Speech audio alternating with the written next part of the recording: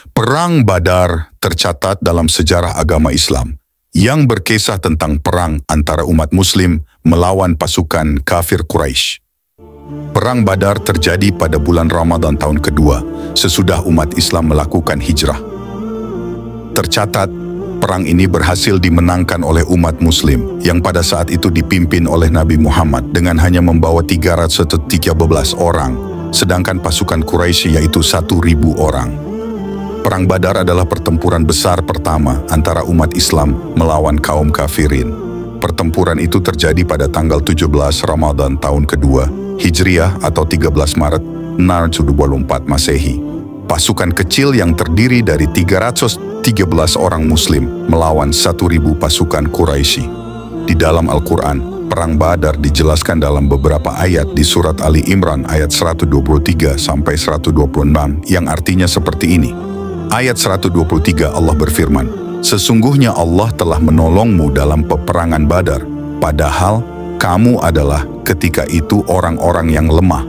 Oleh sebab itu, bertakwalah kepada Allah agar kamu mensyukurinya." Ayat 124, "Ingatlah, ketika kamu mengatakan kepada orang mukmin, apakah tidak cukup bagimu Allah membantumu dengan 3.000 malaikat yang diturunkan dari langit?" Ayat 125, "Ya, cukup. Jika kamu bersabar dan siap siaga, lalu mereka datang menyerangmu dengan seketika, niscaya Allah menolongmu dengan 5.000 malaikat yang memakai tanda." Ayat 126, "Dan Allah tidak menjadikan pemberian bala bantuan itu, melainkan sebagai kabar gembira bagi kemenanganmu agar tentram hatimu karenanya. Dan kemenanganmu itu hanyalah dari Allah yang Maha Perkasa." Perang ini juga satu-satunya perang yang dibantu langsung oleh para malaikat. Oke sobat, kita masuk ke segmen awal mula terjadinya Perang Badar. Perang Badar bermula saat menghadang kafilah dagang Abu Sufyan yang membawa barang dagangan dari Syam. Alasan penghadangan tersebut adalah keinginan umat Islam untuk mengambil hak-hak mereka yang dulu pernah dirampas oleh kaum Quraisy. Saat itu ketika kaum muslimin yang hijrah ke Madinah, mereka meninggalkan harta bendanya di Mekah, kemudian oleh para petinggi Mekah, harta orang yang hijrah tersebut diambil dan diakui sebagai hak milik kaum Quraisy. Sementara di pihak kaum Quraisy tumbuh rasa cemburu akibat perkembangan kota Madinah di bawah kepemimpinan Nabi Muhammad SAW. Namun demikian, Perang Badar sesungguhnya terjadi karena umat Islam ingin mempertahankan agama Islam yang saat itu sering dimusuhi dan diperangi. Selain itu, Nabi Muhammad SAW berperang melawan kaum Quraisy juga bukan untuk meraih kekuasaan, kekayaan, kesenangan pribadi, atau golongan semata. Lebih dari itu, Nabi Muhammad SAW ingin menegakkan agama Islam di muka bumi. Itulah alasan kenapa Perang Badar terjadi.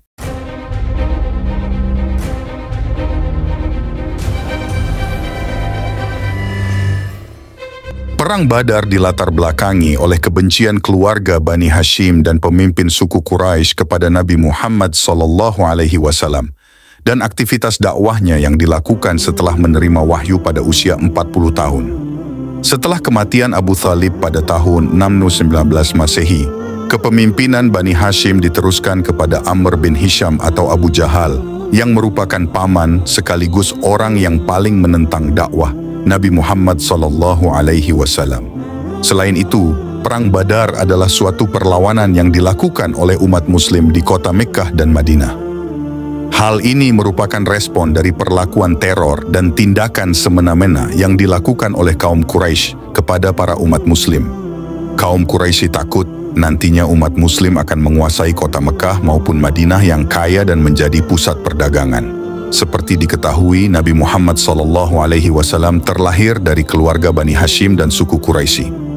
Sejak Nabi Muhammad SAW menerima wahyu, perjalanan dakwahnya dilindungi oleh sang paman, pemimpin Bani Hashim yang berasal dari suku Quraisy, yakni Abu Thalib.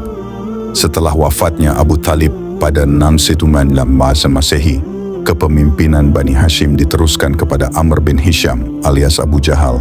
Kemunculan Nabi Muhammad SAW serta kegiatan dakwahnya secara tidak langsung telah mengancam posisi Abu Jahal sebagai penguasa Makkah.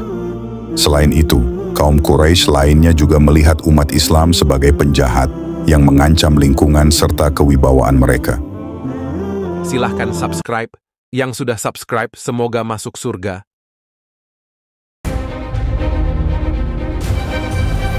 Umat Islam mengalami penindasan dan teror oleh kaum Quraisy. Sebelum Perang Badar terjadi, umat Islam mengalami perlakuan buruk dari kaum kafir Quraisy.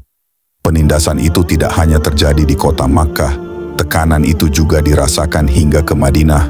Teror demi teror dilakukan oleh kaum kafir Quraisy. Mereka menyerang serta menguasai harta benda kaum muslim lantaran takut hasil perdagangan akan banyak berpindah kepada kaum muslim. Tidak hanya itu, kaum kafir Quraisy yang menyatakan beriman dan memeluk agama Islam langsung dikeluarkan dari sukunya. Menurut kaum Quraisy, itu merupakan suatu hinaan serius sehingga memicu terjadinya peperangan yaitu Badar Kubra atau lebih dikenal sebagai Perang Badar. Bahkan kaum Quraisy yang memeluk agama Islam menerima akibat dikeluarkan dari sukunya, yang mana hal tersebut merupakan suatu penghinaan yang amat serius bagi seseorang pada masa itu sehingga sanggup menjadi pemicu atau penyebab Perang Badar Kubra.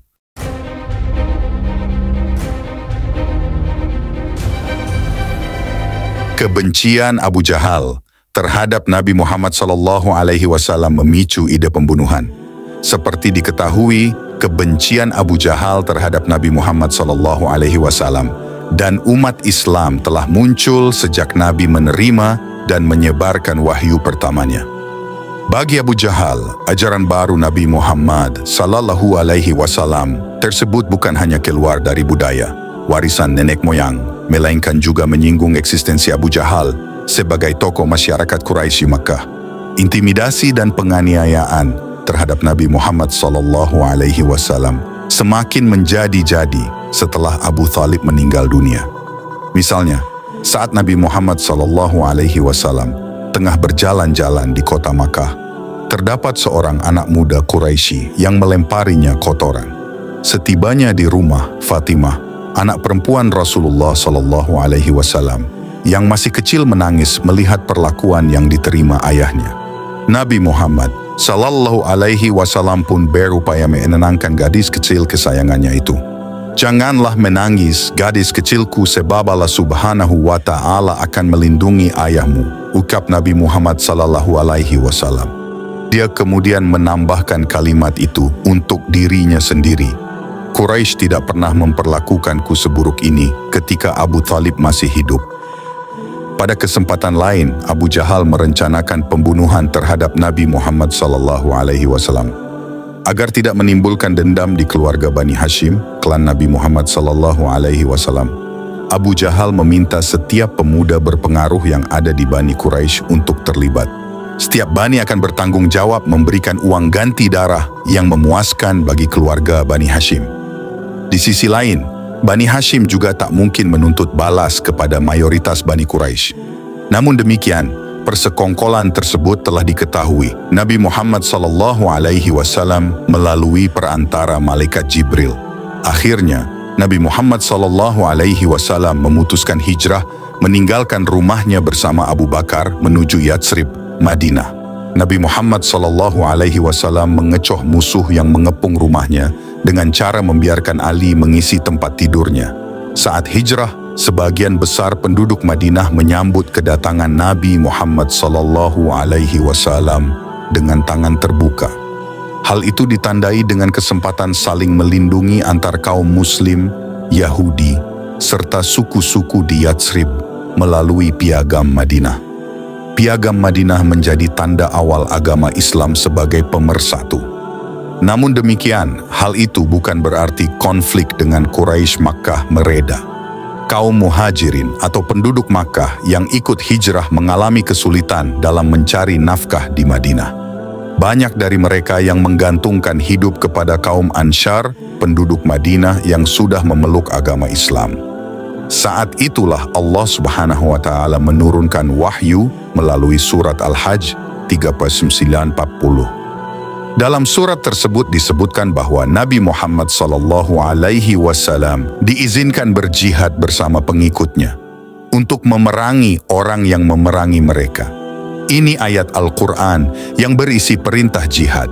Setelah wahyu tentang jihad tersebut turun, Nabi Muhammad SAW bersama kaum muhajirin menerapkan ghazwu, serangan demi bertahan hidup, yang biasa dilakukan oleh masyarakat Arab nomaden. Ghazwu akan menyasar kafilah dagang Quraisy Makkah. Fokus mereka adalah mengambil harta benda, hewan ternak, serta hasil dagang seraya menghindari jatuhnya korban jiwa.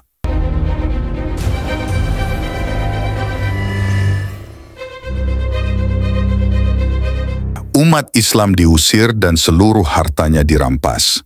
Semenjak Nabi Muhammad SAW gencar berdakwah kepada kaumnya, orang-orang yang tergolong musyrik di Makkah sudah melancarkan peperangan. Mereka menghalalkan darah kaum muhajirin serta merebut paksa kekayaan umat muslim tersebut. Kekerasan terhadap umat muslim semakin meningkat manakala perlindungan dari Abu Talib hilang. Lantaran terus-menerus menerima teror dari kaum Quraisy, umat Islam pada akhirnya hijrah ke Madinah pada tahun 622 Masehi.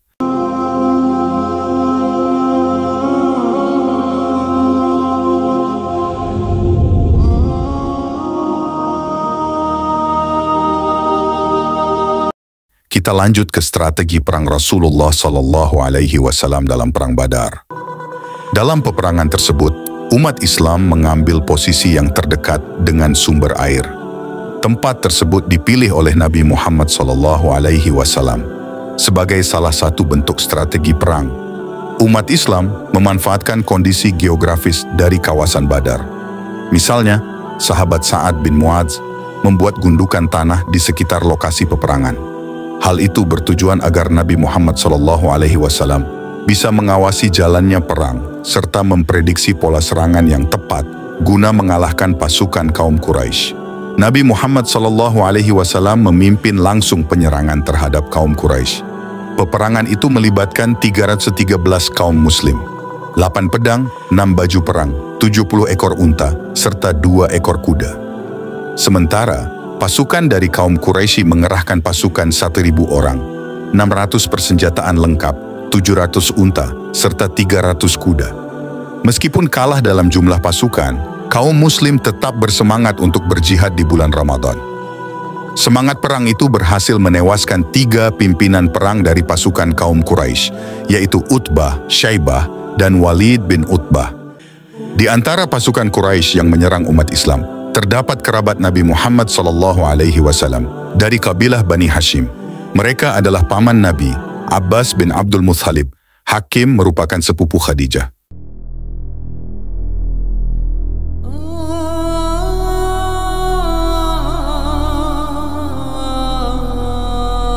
Sesungguhnya pertempuran besar dalam Perang Badar itu di luar perkiraan umat muslim. Sebab sejak awal Nabi Muhammad SAW telah merencanakan pengerahan pasukan muslim untuk peperangan biasa, bukan perang besar. Oleh sebab itu pasukan umat Islam hanya berjumlah 313 orang. Saat melihat banyaknya tentara kaum kafir Quraisy berserta kelengkapan persenjataan, zirah, tombak, pedang dan alat tempur lainnya, Nabi Muhammad SAW sempat menangis.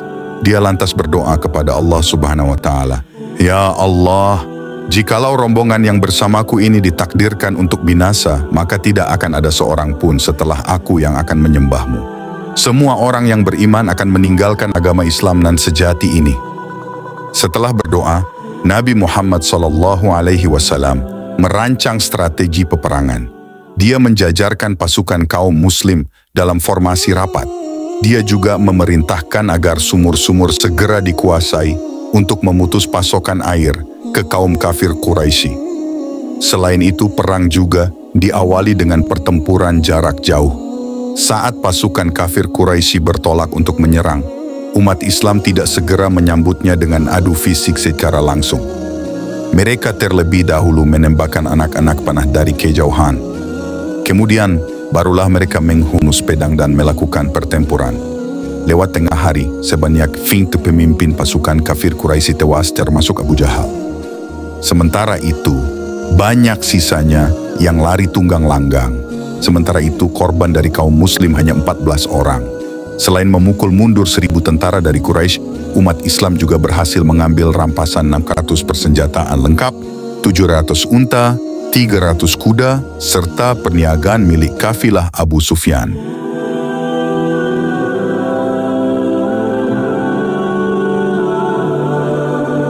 Pada saat Perang Badar, Rasulullah SAW mengangkat Ibnu Ummi Maktum menjadi wakil beliau di Madinah.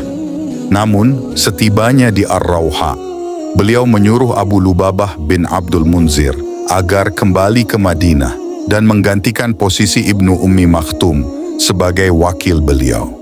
Bendera komando tertinggi yang berwarna putih diserahkan kepada Mus'ab bin Umair Al-Qurashi Al-Abdari.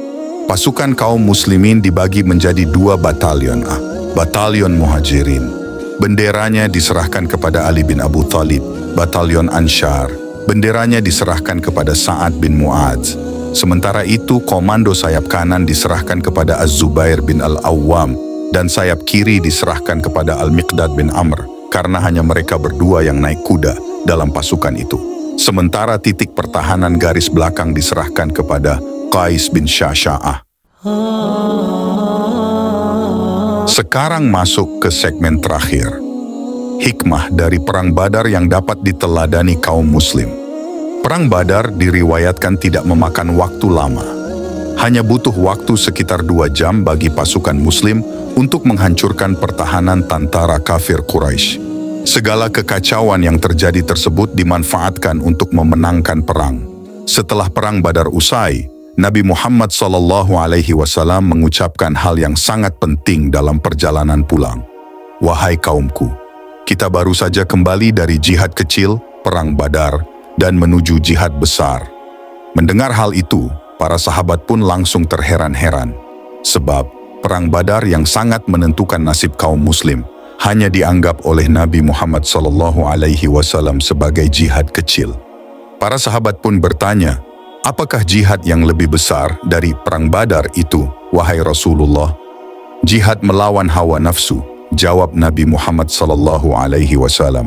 Menurut Rasulullah SAW, melawan segala hawa nafsu adalah hakikat dari jihad yang sebenarnya.